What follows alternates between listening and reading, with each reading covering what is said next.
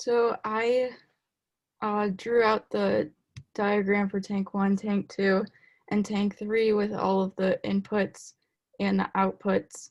I just came up with these numbers randomly. Like I started with the 3 and the 5, and then I just calculated two other numbers that would be a good outflow that added up to 8. And I just kept doing the same thing for tank 2 and tank 3. And then I constructed a system of ODEs for each tank. Tank 1 is A1 prime, tank 2 would be A2 prime, and same thing with tank 3 for all of the inputs. And then the outputs are subtracted and divided by the volume, which is 6, 2, and 4 for each tank. And then the matrix down here, I just constructed based off of the values that were from the inputs and outputs from each tank.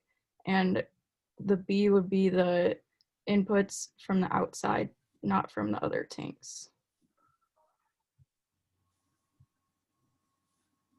Yep. And then, so I did the code, which is essentially reiterated like the whole processing steps, I guess. You can see that like my matrix A is the same as explained before, and I've defined like V1, V2, V3 as each of the volumes and such. So because we want to find the solution of the ODE tank system, we use YC is equal to YP, and the YP of the solution is found by linearly solving the matrix A, where A dot X is equal to V. So then to find our YC, we have to know the unknowns of C1, C2. We're solving the transposed eigenvalue of matrix A, which is represented by W1, W2, and W3, with the initial conditions subtracted from YP. And then, so those initial conditions are plugged into YC to form that equation shown above, where C1 times e to the lambda 1 times t, that times W1, and continued on. And then, so the plot can be shown by plugging in the y. So writing an equation for y, where it has yc plus yp, which was found, and then you plot that y from any range of t.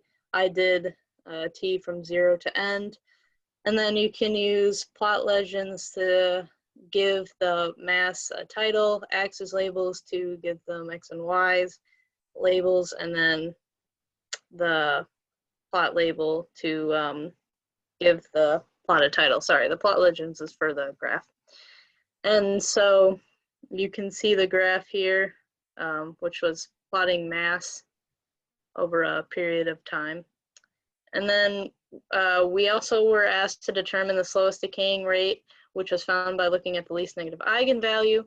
So using eigensystem, we are given the eigenvalues and eigenvectors, and knowing that the eigenvalue of tank 3 is the least negative, being negative 0.46 roughly, that it decays because all functions decay, like e to the negative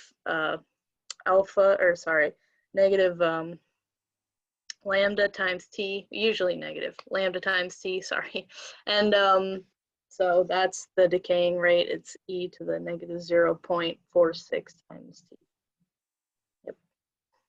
So I made summary for the problem, and as you can see in the graph, the brine in each tank increases at a decreasing rate until the concentration converges to a specific value. You can see in the graph by it kind of even out at the end, and the rates, like Jillian said, they decay like e to the lambda t, and like she also said, tank 3 is the slowest decaying one of all of them. Yep, and then I just checked the code and make sure everything was right.